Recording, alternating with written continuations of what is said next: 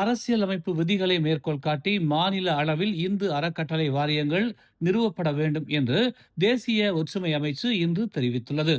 தேவான் நெகாராவில் பேசிய துணை அமைச்சர் ஆர் யுனேஸ்வரன், மத்திய அரசியலமைப்பின் மாநில பட்டியலில் 9வது அட்டவணையில் குறிப்பிட்டுள்ளபடி மத விவகாரங்கள் மாநிலங்களின் அதிகார வரம்பிற்குள் வருகின்றன என்று கூறினார்.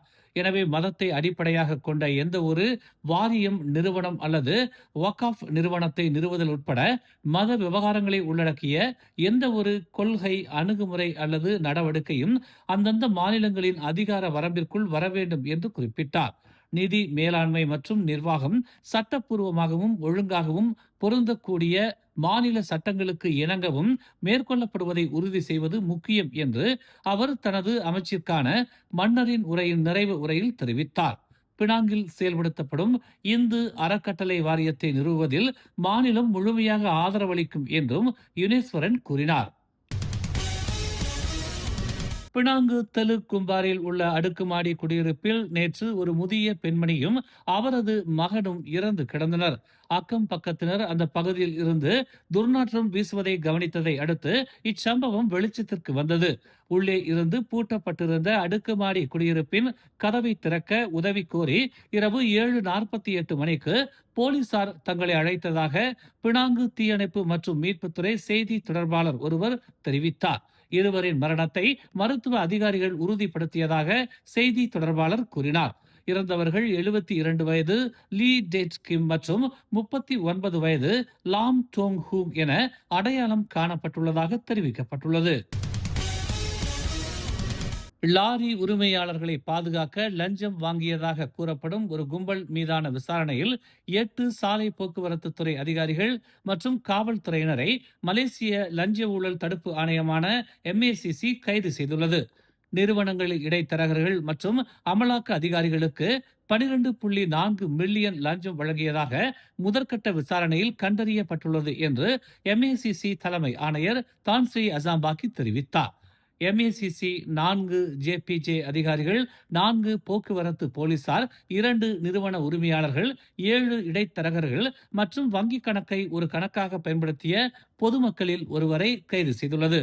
ஒவ்வொரு சந்தேக நபருக்கும் ஒரு விசாரணை அறிக்கையை திறந்துள்ளதாக அசாம்பாக்கி இன்று MACC தலைமையகத்தில் நடைபெற்ற செய்தியாளர்கள் கூட்டத்தில் தெரிவித்தார். 4 சாட்சிகள் தங்கள் வாக்குமூலங்களை அளித்துள்ளனர். மேலும் பலர் விசாரணைக்கு உதவ அழைக்கப்படுவார்கள் என்று அவர் கூறினார். MACC சுமார் 4.69 மில்லியன் மதிப்புள்ள 59 தனி நபர் மற்றும் 19 நிறுவன வங்கி கணக்குகளை முடக்கியுள்ளது. பல்வேறு வெளிநாட்டு நாணயங்கள் உட்பட பல நாடுகளின் பணத்தையும் கும்பலால் பயன்படுத்தப்பட்டதாக நம்பப்படும் சொகுசு வாகனங்களையும் MACC பறிமுதல் செய்துள்ளதாக அசாம்பாக்கி கூறினார். வங்கி கணக்குகள் உட்பட பறிமுதல் செய்யப்பட்ட சொத்துகளின் மொத்த மதிப்பு 7.6 மில்லியன் என கணக்கிடப்பட்டுள்ளது. 2020 மற்றும் 2025 ஆண்டுகளுக்கு இடையில் நீதிமன்றம் வழங்கிய இழப்பீட்டில் அரசாங்கம் கிட்டத்தட்ட 1 பில்லியனை செலுத்தியுள்ளதாக மக்களவையில் தெரிவிக்கப்பட்டது. அதிகாரிகள் மற்றும் நிறுவனங்களின் அலட்சியம், தவறான நடத்தை மற்றும் பிற தவறுகள் காரணமாக 93 கோடியே 33 லட்சத்து 60,633 ரிங்கிட் செலுத்தப்பட்டதாக நிதி அமைச்சருமான அன்வார் இப்ராஹிம் தெரிவித்தார். புத்ராஜயா எடுத்த நடவடிக்கைகளையும் அவர் கோடிட்டு காட்டினார். இதில் நீதிமன்ற வழக்குகளில் ஈடுபட்டுள்ள அமைச்சகங்களுக்கு அரசாங்கம் இழப்பீடு வழங்க வழிவகுத்த வழக்குகள் குறித்து விரிவான விசாரணைகளை நடத்த அறிவுறுத்துவதும் அடங்கும் என்று அவர் தெரிவித்தார். சம்பந்தப்பட்ட அமைச்சு தங்கள் கடமைகளை செய்வதில் அலட்சியமாகவோ அல்லது பொறுப்பற்றவராகவோ இருந்ததாக கண்டறியப்பட்டவர்கள் மீது ஒழுங்கு நடவடிக்கை எடுக்க பரிந்துரைக்க வேண்டும். இதனால் இந்த இழப்புகள் ஏற்பட்டதாக அவர் எழுத்துப்பூர்வ பதிலில் தெரிவித்தார். இழப்பீடுகள் மற்றும் எதிர்கால நிதி பொறுப்புகளை குறைக்க அரசாங்கம் எடுக்கும் நடவடிக்கைகள் பற்றிய விவரங்களை கோரிய பக்கத்தன் ஹரப்பான் ஸ்லாயாங் நாடாளுமன்ற உறுப்பினர் வில்லியம் லியோங்கிற்கு அவர் இவ்வாறு பதிலளித்தார். கண்டிப்பு கடிதங்களை வழங்குவது உட்பட சம்பந்தப்பட்ட அமைச்சகங்கள் தற்போதுள்ள விதிகளின்படி பொருத்தமான நடவடிக்கை எடுக்க வேண்டும் என்று அவர் மேலும் கூறினார். 2027 ஆண்டு பள்ளி அமர்வில் 6 வயது குழந்தைகள் 1ஆம் வகுப்பில் சேர கல்வி அமைச்சு 3,50,000க்கும் மேற்பட்ட விண்ணப்பங்களை பெற்றுள்ளது. நாடு முழுவதும் எதிர்பார்க்கப்படும் 7 லட்சம் விண்ணப்பங்களில் பாதிக்கும் மேற்பட்டவை இவை என்று கல்வி அமைச்சு தெரிவித்துள்ளது. நேற்றைய நிலவரப்படி 2027ஆம் ஆண்டு சேர்க்கைக்கு 3,51,789 விண்ணப்பங்கள் பதிவு செய்யப்பட்டுள்ளதாக கல்வித்துறை துணை அமைச்சர் ஓம் காவோ தெரிவித்துள்ளார். இது பெற்றோர்கள் தங்கள் குழந்தைகளின் தயார் நிலை மற்றும் அமைப்பின் நோக்கம் மீதான நம்பிக்கையை பிரதிபலிக்கிறது என்று அவர் கூறினார்.